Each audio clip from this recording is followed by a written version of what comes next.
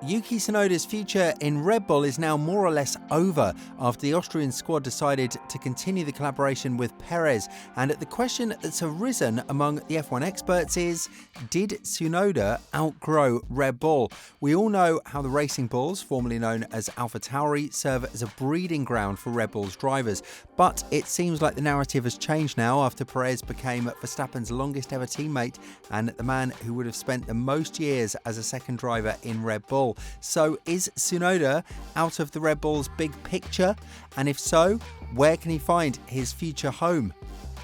If there is one big disappointment in the entire silly season, it should be Yuki Tsunoda. The man has totally outperformed the car that was given to him, scoring points on almost every occasion this season, and being the third driver when it comes to points percentage brought to their teams in 2024, 79%. The only two drivers ahead of him are Hülkenberg and Albon, and this goes to show that if Racing Bulls have a shot at fighting for P5 in the Constructors' Championship, it would be solely up to him. The hype around Ricciardo is slowly but surely simmering down, but yet another paradoxical development of events is that Red Bull, or more precisely Racing Bulls, are now working on a continuation of the contract. What this has been pictured as from the F1 world is that the Faenza-based squad is working on continuing the contract with the driver that secured points on one occasion in 8 venues in 2024, the sprint race in Miami, while neglecting drivers like Liam Lawson, who's been promised a seat from 2025 onwards after the amazing 5-race stint in 2023, replacing that same experienced driver. There is a dark reality behind Ricciardo's tenure in Racing Bulls that goes beyond the experience, and that is the money and commercial value that the Aussie is bringing to the table.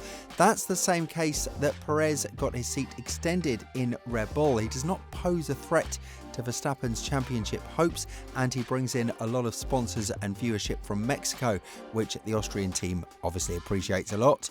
These are two things that neither Tsunoda nor Lawson have, and if you're to drive for a top team, unfortunately, they're very much sought after if your name is not Max Verstappen. What this goes to show is that Tsunoda will be forced to look for a way outside of the Racing Bulls, and while that's very unlikely to happen in 2025 due to the attractiveness of the seats that are available right now, Haas and Williams will definitely be a huge deal beyond 2026.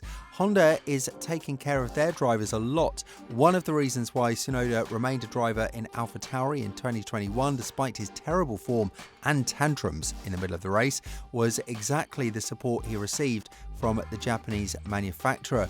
Now, after they signed the deal with Aston Martin to supply them with engines from 2026 onwards, it'll be interesting to see whether they will convince Lawrence Stroll about a potential seat for the driver that has been on the rise in the previous season. Alonso's motivation will start to fade away if Aston Martin are not able to provide him with a race-winning car, which is now more likely to happen considering that the upgrades are not working. And with the extending calendar that could grow up to 25 races, the Spaniard raised his concerns about a potential retirement due to the circumstances that are out of his control. However, there is a genuine question that we need to answer, and that is whether or not Tsunoda's improvement in Racing Bulls came on his own, or was there a nudge from the driver that we also criticise a lot, Daniel Ricciardo. We must stay realistic here, and we also want to assure you that we read through the comments on our videos.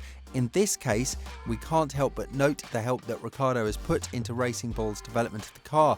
His race-winning experience and fighting at the top with Red Bull until 2018 do not come without their pros, as he won 7 races for the Austrian squad and 1 with McLaren back in 2021. All of this goes to show that he knows what a car needs and what it doesn't in order to be competitive, and this could very well mean that Tsunoda has used a bit of this advantage in order to score the results he did. Yep, it's also paradoxical that Ricciardo is providing the feedback, but he is not benefiting anything from it because he can't score points on a regular basis. So if you were to look at the points in the Drivers' Championship, you would notice that Tsunoda sits way higher than Ricciardo, and at the end of the day, that is what matters the most. This is why many believe that not giving Tsunoda the seat in Red Bull was a huge mistake, mostly because the Austrian squad has now more or less signed the capitulation in the Constructors' Championship championship as all things stand. Perez is effectively the 6th fastest driver on the grid, and with such close competitiveness and the weaknesses of the RB20 exposed, we couldn't help but wonder, why did Red Bull choose to lose two drivers, Tsunoda and Lawson, for the sake of Ricciardo and Perez? Nonetheless, there is another very interesting scenario in which a famous reunion might happen, and that is between Yuki and Gasly in Alpine. Yep, sure, the French squad is struggling massively now, and it would be effectively a downgrade for Tsunoda in terms of performance. But as a team that has received so much investment and a big budget for developing their car, it's inevitable that Alpine will return to the midfield, to say the least. A driver like Tsunoda, who will be driving free without the pressure of knowing that there is nothing much he can achieve with the team he is currently driving, which is the case with Racing Bulls right now, is definitely what Alpine would be looking forward to. The question is whether Tsunoda would be willing to commit to this scenario, and more importantly, whether or not he's grown to be the man to win races and podiums after being in the sport for 4 seasons. But still, we need to remain realistic and talk about the proximate history of Yuki Tsunoda in Alpha Tauri, now Racing Bulls, in order to see whether or not he has truly outgrown the seat and is ready for a new challenge. If we were to compare him with the latest driver who's done this and was willingly let go by Red Bull, Pierre Gasly, you'd notice a huge difference. Gasly had won a race and a couple of podiums with a B team, something that Tsunoda is yet to do. True, the competition is now closer than ever, but the domination that Red Bull has and the benefits that Tsunoda can reap from the Austrian team are still huge. Therefore, just because he performs the way he's expected to perform in the team doesn't automatically mean he's outgrown the environment he drives in. The situation is quite complicated because this is Red Bull we're talking about. They are making promises that we can't keep, and we'll go through a couple of them. First, they said that they are not willing to give Perez more than 2 years because they have no idea how the new regulations would impact the team, and they've gone on to do that. Second, they said that Lawson will have a secured seat for 2025 after the amazing 5-race stint in 2023, and that is now very unlikely to be done. Therefore, Tsunoda might be looking for a way out, because if you put a shark in a fish tank, it can only grow so much. So whether it's through Ricciardo's feedback or not, there is not much more that Tsunoda can do in this case other than seek a future in teams like Aston Martin or potentially even Haas, who are on the rise and will have a lot more freedom for the young superstar. The main thing is that Tsunoda's satisfaction with the latest development of events is practically zero, and that goes to show towards a negative trend in Red Bull that will revolve solely around the money and the Verstappen factor. Perez is bringing a lot of sponsors behind him.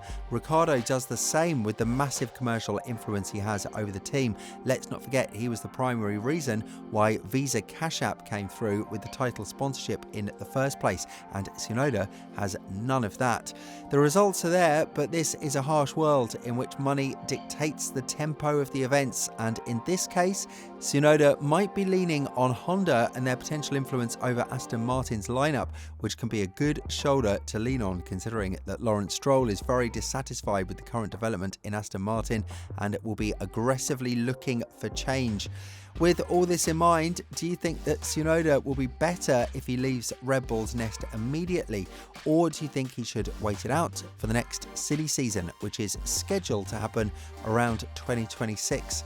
Let us know what you think in the comments below.